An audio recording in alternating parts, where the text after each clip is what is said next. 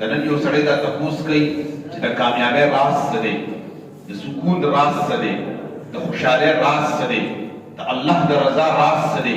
الله رب العزت په کومو خبرو راضي کیږي، کوم یو عمل زموږ له پکار دی چې هغه عمل مونږ وکړو او مونږ الله رضا شي. مونږ او تاسو د اسلام او د دین او دغه مقدس کلام چې کوم کلام وویل شو او دا کوم کلام چې الله رب العزت جل وعلا دی امت ته ورکړی دی، الله رب العزت جل وعلا دغه کلام خلاصه دا د صرف د ابن کثیر د هغه د حوالې نه صرف یو درې خبرې کوم او هغه درې خبرې داسې خبرې دي چې هغه د زندګۍ د کامیابی راز دی، هغه د کامیابی د انسان د زندګۍ د سکون یو راز دی، د دنیا د کامیابی رازم دی، د قبر د تورو تیارو د رڼا کېدو رازم دی، د آخرت هغه دردناک لمحات د هغې د نرمۍ رازم دی، د پل صراط د پل د تېرېدو د رازم دی، جنت الفردوس د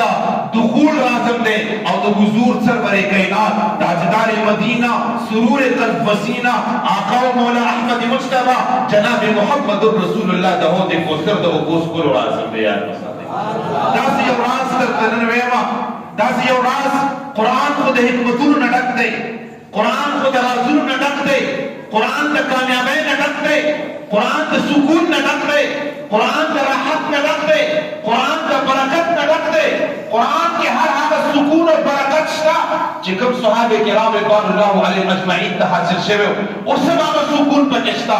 اوس هم هغه طاقت پکې شته، اوس هم هغه برکت پکې شته، اوس هم هغه قرآن دی چې کوم په غار حرا کې نازل و، چې کوم فتح خیبر کې نازل و، فتح مکه کې نازل و، د بدر په موقع باندې نازل و، که کوم د احد په موقع باندې نازل و، که د حضور علیه السلام هغه د بدر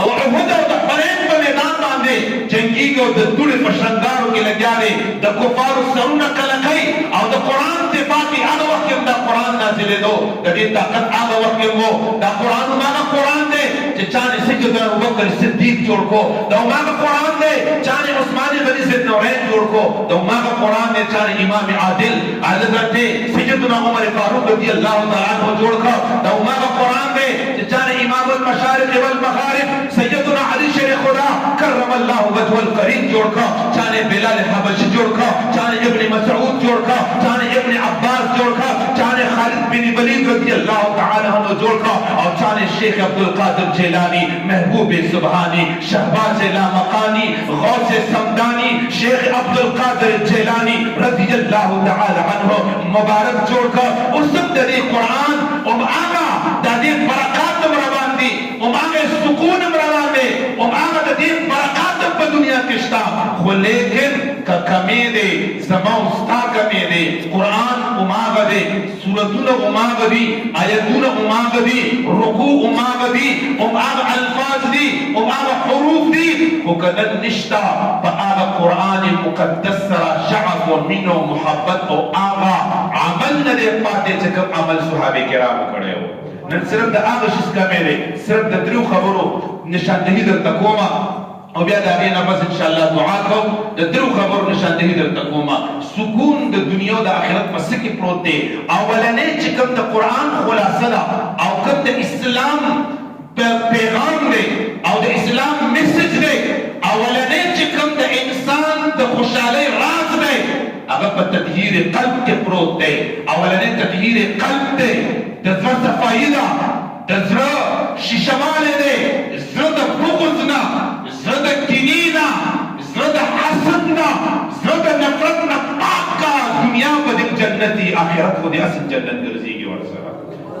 دا حقیقت درته ویمه، دا د قرآن پیغام درته درکومه چې کوم زړه کې بغض پروت دي په دنیا کې هغه په تکلیف کې پروت دي، کوم زړه کې نفرت پروت دي په دنیا کې بې سکونه پروت دي، کوم زړه کې د بل مؤمن مسلمان سره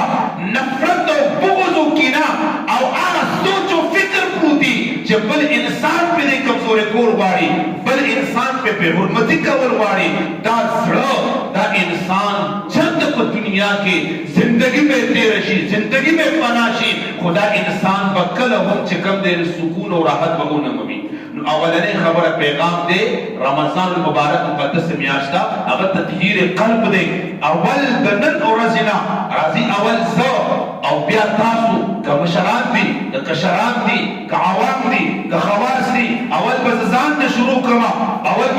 دې قافلې کې شم او بیا په تاسو په دې لشکر کې را سره شامل شئ، په دې قافله کې را سره شامل شئ او راځئ دا خپل زړونه د مؤمن مسلمان دپاره پاک وګرځو، هر بغض ترې لرې کړو، هر کینه ترې ختمه کړو، هر حسد ترې ختم کړو، هر نفرت ترې ختم کړو. ته نفرت د بل نه کې، ستا د نفرت په وجه د چا رزق نه کمیږي، ستا د بغض په وجه د چا د عزت شمله نه ښکته کېږي، ستا د کینې په وجه باندې د چا د عزت چې کوم سپینه جامه ده هغه نه توریږي، خو تا ته پې ضرور تکلیف میلاویږي، تا ته پې ضرور درد میلاویږي، ستا رزق کې ضرور کمی راځي، ستا په سکون کې ضرور کمی راځي، ستا سکون پې ضرور بربادېږي. نو ای مسلمانه دا خپل سکون په پردي نفرت باندې ولې بربادي؟ دا خپل راحت په پردي نفرت باندې ولې بربادي؟ دا خپل زندگی د جنت نه ډکه زندگی ده چې د حضور علیه الصلاۃ والسلام امتی د دې نه لوی انعام بل کم یو دی. قرآن در سره په غېږه کې پروت دی، د دې نه لوی احسان بل کم یو دی. د رب قدیر وحده لا شریک د توحید والا علم بردار د دې نه لوی خوشحالي بله کومه یو ده؟ اولنی پیغام تطهیر قلب دی. راځئ زه به خپل زړه صفا کړم، ستاسو دپاره به یم صفا کړم، عزیز تربور له به یم صفا کړم، دشمن له به یم صفا کړم، خپل له به یم صفا کړم، پردي له به یم صفا کړم. راځئ تاسو په دې لاره کې شامل شئ، په دې لښکر کې شامل شئ. زړونه پاک کئ، زړونه پاک کئ، والله په بالله په تالله رب به دې بدنم پاک کي، مال به دې رب پاک کي، او د ټولو نه لویه خبره رب کائنات به دې قبر او آخرت پاک وګرځي. یاد ساتئ دویمه خبره چې کوم د قرآن او د اسلام او د شریعت تقاضا ده، کومه زه درته د ډېرې لویې مطالعې نه بعد یو صرف درې خبرې د ډېرې لویې مطالعې د قرآن مکمل سټډي نه بعد درته چې دا خبره کوم زه کومه چې هغه زموږ د کامیابۍ راز دی، هغه دویم نمبر د بدګمانۍ نه ځان ساتل، د بدګمانۍ نه ځان ساتل، د بل انسان باندې د خپل لاس نه فتوی مه لګوه، د بل انسان په حوالې سره فیصلې مه کوه، د بل انسان د رزق ذمہوار مه جوړېږه، د بل یو انسان د عزت او د هغه د حرمت باندې حملې مه کوه. بدګمانۍ نه ځان وساته، د چا په حوالې سره د خپل طرف نه فیصلې مه کوه، د چا په حوالې سره د خپل طرف نه د الفاظو د ذهن اظهار مه کوه. بدګمانۍ نه ځان وساته، رب به دې زندګي ښایسته کړي. د دې په حوالې سره صرف د عبرت دپاره یو وړه غونډه واقعه چې صرف تاسو پرې باندې پوه شئ چې دا بدګماني دا څومره بد شی دی، او ستا چې کوم سوچ دی د چا په حوالې سره، ستا چې کوم فکر دی د چا په حوالې سره، ته چې د چا په باره کې سوچ څه کې کېدای شي ستا سوچ الټی، کېدای شي هغه دا څومره چې ته څوک ښه ګڼې هغه د هغې نه زیات ښه وي یا به زیات بد وي، یا چې کوم انسان ته بد ګڼې هغه ته بد انداز کې، هغه ته بد نسبت کې د هغه په باره کې بد اړی قایمې، بد کمنټس د هغه په حوالې سره کې، بد لیکل د هغه په حوالې سره کې، کېدای شي هغه د هغې نه ډېر ښه وي، هغه رب ته نږدې وي، الله ته نږدې وي، رسول الله ته نږدې وي. د دې په حوالې سره کتابونو لیکلي، تفسیر عثماني یو کتاب دی، هغې کې دا واقعه نقل شوې ده، وایي چې یو انسان به زما غوندې ستا غوندې یو ساده بنده و، وایي هغه به چې کوم دی نو روزانه به چې کله کار به یې وکړه او پیسې به یې وګټلې، ماښام به یې دیاړي واخېستله، ماښام به یې چې کله دیاړي واخېسته دی به را روان شه چې کور ته به راغې نو خپله دیاړي به چې کوم دی نو 3 حصې کا، یو حصه به یې واخېسته، هغه به چې کوم دی د بچو دپاره هغه چې کوم دی په هغه باندې واجب و، د هغې د کفالت دپاره روټۍ سبزۍ پې باندې به یې واخېستله، کور ته به یې خپلو بچو ته ورکړه، پاتې به 2 حصې شوې، بله حصه به یې واخېسته، لاړو د یو طایفې ته، د یو طایفې دروازه به وواله، د یو زناکارې دروازه به وواله، هغې ته به یې ور ووهلو، هغه به چې بهر راووتله پیسې به ورله ورکړې، وایي ستا مقصد پوره شو، ستا مقصد پیسې ګټل دی، ستا مقصد دنیا ګټل دی، تا ته پیسې میلو شوې، وایي یو ما ته پیسې میلو شوې، وایي نن دې ګورې دروازه بنده کړه چې نن چا ته دروازه کولو نه کړي، ستا د پیسو مقصد و، تا ته پیسې میلو شوې چې چا ته دروازه نن کولو نه کړي، او نن یو مؤمن مسلمان سره بدکاري ونه کړي، نن دې دروازه بنده کړه. دې به خلکو لیدو، خلکو به ولیدو، لاړو د یو طایفې او د یو زناکارې ښځې دروازې ته ولاړ دی، هغې له پیسې ورکړې دي، هغې ته خلکو ولیدلو، زموږ ستا پې څه ګمان دی، زموږ ستا پې څه ګمان دی، زموږ ستا پې همدغه ګمان دی، دغه ګمان دی زموږ ستا پې باندې هغه به دغه کار وکړو واپس براو شرابخانه ته ولاړو شرابخانه ته ودرېدو څومره شراب دي در سره یاره ما سره دومره شراب دي وای دا شراب ټول ما راکړه شراب به ترې واخیستل او هغه شرابو پیسې به ورله ورکړې او ده به هغه شراب چې کوم دی نو کور ته راوړل په لاره کې به خلکو وکته شراب یې رانیولي دي چا چې د شرابو بوتل رانیولی دی شراب ورسره په لاس کې دي د شرابخانې نه دی راغی مقصد یې څه دی مراد یې څه دی همدغه مراد دی چې کوم به ترې زه ورته راغلو ظاهرا ترې موږ همدغه مراد راغلو چې یاره دا شراب کور ته راوړه نو په دې شرابو به دې څه کوي کور ته به راغله بیبي به ورته ویل چې ای سړیه ته چې څه کوې زه درنه خبر یم رب هم درنه خبر دی الله هم درنه خبر دی ستا په راز باندې خو ای سختنه یاد وساته چې کله وفات شولې نو دا خلک به دې ګورې ښه هم نه کي ډېر بدګمانه خلک دي دا بدګماني در باندې کوي ستا د الله په پکارو باندې وړي دا به ډېر زیات بې حرمتي وکړي دا خلک به دې ګورې ښه هم نه کي الله هغه د الله ولیو څوک چې د الله د رضا دپاره کار کوي هغه د چا د خبرو پروا نه ساتي څوک چې د رب کائنات جل وعلا د محبوب رضا لټوي هغه د مخلوق رضا نه لټوي څوک چې د رب قدیر لم یزل د دې دین متین دپاره خپله زندګي وقف کړي او هغې دپاره بیا انسان لګیا وي صحابو زندګیان وګورئ اولیاو زندګیان وګورئ څه بدګمانیانې په خلکو نه کړلې څه بدګمانیانو خلکو نه کړلې وایي دا خلک بدګمانه دي خلک به دې ګورې داسې وي چې هغه د الله ولیو د الله د رضا دپاره بولو وایي ای زما بیبي تا ته وایي زما د راز پته ده وایي رب ته هم پته ده ای وایي زما بیبي تا وایي دا خبره وکړه راځه چې زه درته راز ښکاره کړمه دا خبره وکړه زه هم درته راز ښکاره کړمه واوره بیبي چې کوم وخت کې زه وفات شومه او زه وفات شومه او زما دې لاش له خلکو لټې ورکولې یاد به ساتې چې په هغه وخت کې به جنازه زما د وخت بادشاه ته یاد به ساتې اولیاء به راپسې ولاړې علما به راپسې ولاړې هغه ورته حیرانه شوه لاس کې د شراب وي د طایف دروازې ته تللې او ستا جنازه به د وخت بادشاه کوي اولیاء علما به کوي ډېره عجبه خبره ده وخت راغی چې سات نه ووتله وخت راغی په لاس کې یې شراب دي په لاره کې را روان دی روح یې پرواز وکړه چې روح یې کله پرواز وکړه خلکو چې وکتل لکه دا څوک دی دا خو هغه شخص دی روزانه هر ماښام د طایف دروازې ته ځي دا خو هغه شخص دی روزانه شرابخانې ته ځي دا خو هغه کس دی څوک ورته کنځلې کوي څوک ورته لتې ورکوي څوک یې لاس په کاڼو باندې بولي لګیا دی هر قسمه بې حرمتي کېږي هر سړی خاندي دا خو ماغه فلانې دی دا خو هغه ډنګړی دی الله اکبر د رب قدرتونو ته ګوره د رب د قدرتونو نه ځار شم هغه زمانه کې عثمان نومې بادشاه و هغه بادشاه په خپل محل کې تنګ شو د بادشاهانو به دا طریقې کار و اوله زمانه کې دوی به په محل کې چې کله تنګ شول نو دوی به بیا خپل رعایې ته راوتل بیس به بدل کړه د بادشاهیت تاج به یې کوز کړه جبه به یې وایستله په سر کې به یې ویښتو کې به یې خاورې واچولې مخ به یې په سکارو باندې تور کړه لاسونه به یې ګډ وډ کړه شلېدلې کپړې به یې واچولې ټول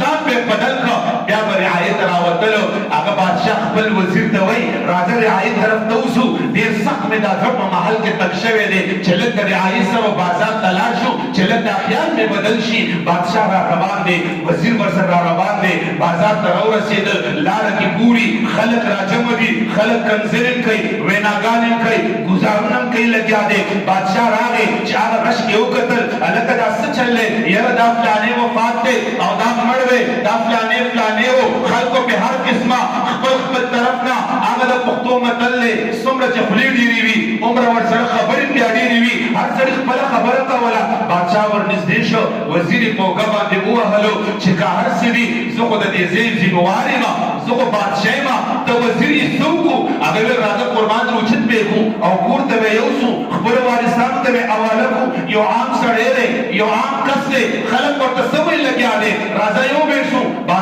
بادشاه اوچت کړه هغه وزیر هم ورسره اوچت کړه د کور دروازې ته یې وړلو معلومات یې وکړه دا فلانې کور دی د کور دروازې ورته ووهله د کور نه بیبي راووته چې کله بیبي راووته او بیبي ورته وکتل د بیبي د خولې نه ووتل انا لله و انا الیه راجعون رب کائنات په ذات او جلال باندې قسم وي د وخت او د زمانې ولي د دنیا نه لاړلو د وخت او د زمانې ولي د دنیا نه لاړلو بادشاه وزیر یو بل ته ګوري خلک څه وایي بیبي څه وایي د انسان د راز نه خپل بیبي هغه خبر وي یې مور او پلار خبر وي دا چند کسان ډېر د راز نه د انسان خبرې د آخر عمر پورې بیبي ته نه زیاته خبر وي بادشاه وزیر یو بل ته وکتل د دې دا خبره څونه سپکه نه ده دې خبره د دروندوالی شته دې خبره د دروندوالی شته بیبي ته وایي بیبي راوړاندې شه دا خلک څه وایي او دا ته څه وایي خلک ورته څه ګمان کوي څه اشارې کوي او دا ته څه وایي ورته وایي او د الله په ذات باندې قسم خورم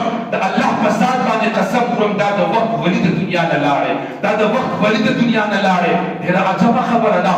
بادشاه په ډېر تعجب کې پرېوته بیبي ته وایي خلک یې حساب د خلکو ودرېږئ ستاسو خبره رښتیا ده او که د دې بیبي خبره رښتیا ده بیبي راز بیان کا بیبي پرده اوچته کړه بیبي پرده اوچته کړه د راز نه څه راز دی هغې ورته فرمایي چې بادشاه دا خلق ورته چې کوم نسبتونه کوي دا دې په خپل ګمان کې ټیک کوي لیکن حقیقت دا دی چې دې به په کومه شپه باندې د طایف دغه دروازې ته لاړو هلته به هغې له پیسې ورکړي هغې ته به وویل چې نن به ګوره چاته دروازه نه کولاوې چې کور ته به راغې رب ته به سر په سجده شو د سترګو نه به اوښکې روانې شوې رب کائناته پروردګار عالمه ستا د مخلوق نه خدمت نشم کولی ستا د دین نور دفاع نشم کولی نور مې طاقت نشته نور مې وس نشته نن په دې شپه باندې کومو خلکو به چې زنا کوله رب کائنات جل وعلا نن مې هغه خلک ستا د رضا دپاره نن مې د زنا نه بچ کړه مخلوق ته ځان نشم ښودلی مخلوق ته نشم مخامخ کېدی